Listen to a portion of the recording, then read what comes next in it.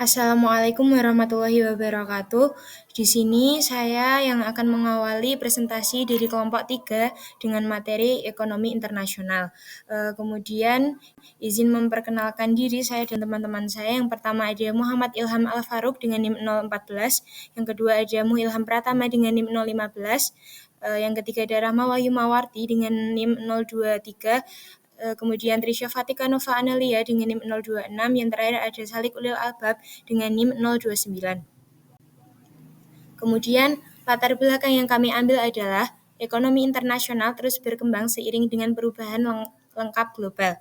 Isu-isu kontemporer seperti globalisasi, regionalisasi, dan keuangan internasional menjadi fokus perhatian. Globalisasi telah meningkat interaksi ekonomi antar negara, sementara regional mendorong pembentukan blok-blok yang perdagangan regional.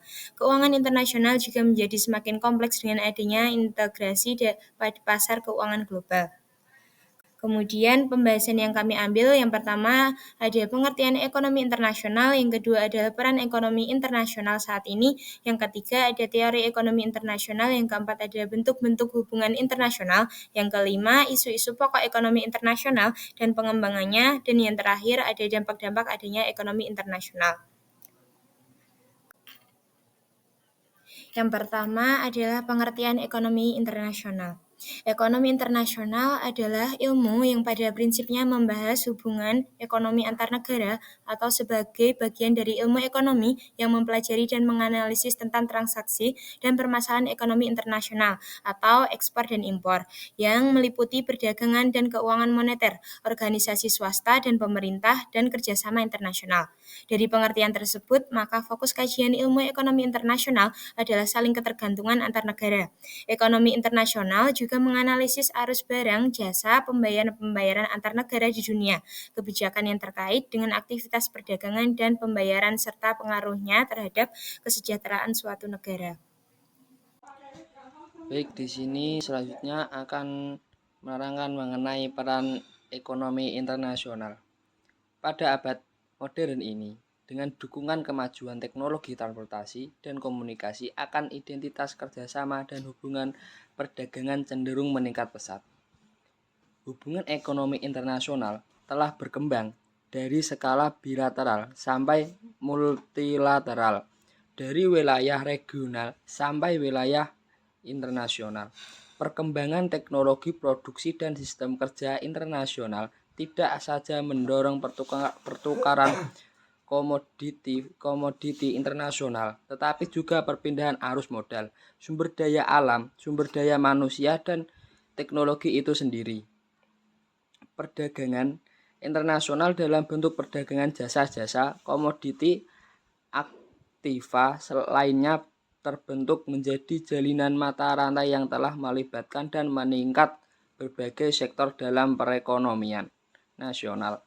Sebagian besar negara-negara di dunia melakukan kegiatan ekspor-impor barang dan jasa-jasa serta faktor produksi untuk memenuhi kebutuhan dalam negeri masing-masing.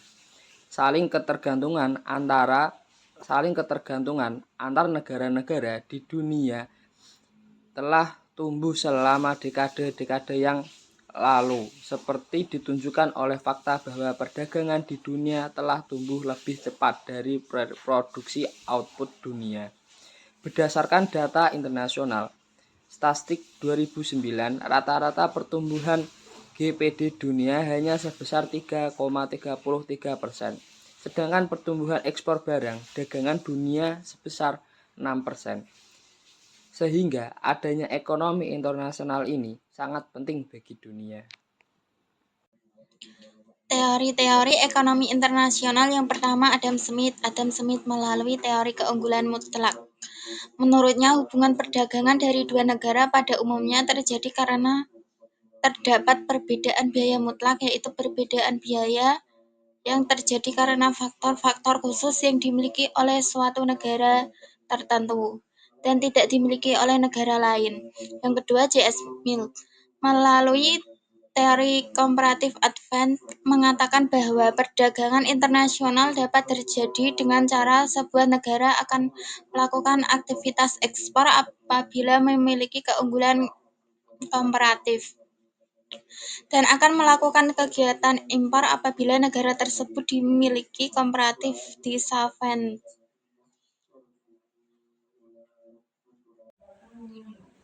Yang ketiga ada David Ricardo.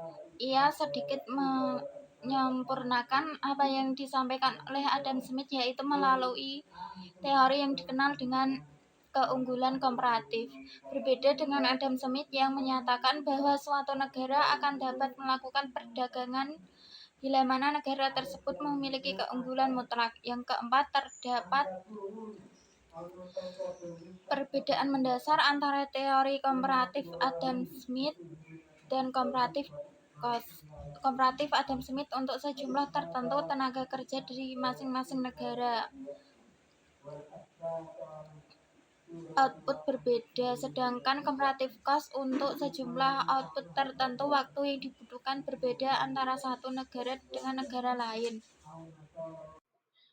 Pembahasan selanjutnya yaitu ada bentuk-bentuk hubungan internasional. Ya, ada 3. Yang pertama, pertukaran hasil produksi atau output antar satu negara dengan negara lain atau perdagangan. Contohnya yaitu Indonesia mengekspor hasil alamnya ke luar negeri, tetapi juga mengimpor mesin dan kapal dari luar negeri. Yang kedua, pertukaran atau aliran sarana produksi atau faktor-faktor produksi.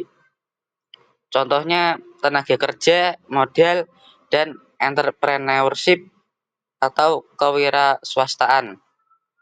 Faktor-faktor produksi ini bisa mengalir dari suatu negara ke negara lain karena berbagai alasan, seperti imbalan yang lebih besar. Dan yang terakhir, ketiga, dilihat dari segi konsekuensinya terhadap posisi hutang-hutangnya atau dari segi hubungan kreditnya. Contohnya, Rusia melakukan pembelian gandum dari Amerika Serikat atas dasar perjanjian bantuan pangan yang mengakibatkan adanya hutang pemerintah Rusia kepada Amerika Serikat. Selanjutnya akan disampaikan oleh teman saya. Pokok ekonomi internasional. Yang pertama ada ketidakseimbangan perdagangan antar negara maju dan negara berkembang. Yang kedua ada proteksionisme seperti tarif dan hambatan non-tarif yang membatasi perdagangan bebas. Yang ketiga ada dumping. Dumping adalah penjualan produk di bawah harga pasar yang merugikan produsen lokal. Terus ada perkembangan ekonomi internasional. Yang pertama ada adopsi perjanjian perdagangan bebas FTA seperti RCEP dan CPTPP meningkatkan integrasi ekonomi regional. Terus ada yang terakhir, lonjakan proteksionisme dalam beberapa tahun terakhir dikarenakan ketegangan antara Amerika Serikat dan Tiongkok. Dampak-dampak adanya ekonomi internasional. Yang pertama untuk dampak positif, terbentuknya persahabatan atau hubungan baik antar negara. Terus yang kedua ada meningkatkan kemakmuran negara. Salah satu indikator kemakmuran negara dapat dilihat dari pelaku ekonomi yaitu produsen, konsumen, dan pemerintah. Terus yang terakhir, yang ketiga, berkurangnya pengangguran karena pertukaran aliran atau sarana produksi dari suatu negara ke negara lain. Dampak negatifnya sendiri adalah ada produk dalam negeri akan semakin menurun karena persaingan industri antar negara. Yang kedua, ada negara miskin akan ketergantungan terhadap negara maju. Yang ketiga, adanya terjadi persaingan tidak sehat antar negara karena kebijakan beberapa negara seperti praktik tarif impor dengan alibi melindungi industri dan produsen dalam negeri yang sebenarnya akan merusak ekonomi internasional. Kemudian kesimpulan dari penjelasan materi yang telah disampaikan tadi dapat disimpulkan bahwa ekonomi internasional adalah ilmu yang prinsipnya membahas tentang hubungan antar negara dalam aspek transaksi dan permasalahan ekonomi internasional atau ekspor dan impor. Peran ekonomi internasional sangatlah penting untuk menjaga kestabilan ekonomi dunia, terutama bagi negara miskin yang bergantung dengan negara maju. Terdapat berbagai teori dan bentuk-bentuk tentang hubungan internasional yang menyebabkan harus adanya interaksi antara tiap-tiap negara yang memberikan berbagai dampak positif dan dampak negatif bagi negara masing-masing. Kurang lebihnya mohon maaf. Sekian dan terima kasih. Wabillahi taufik wal hidayah.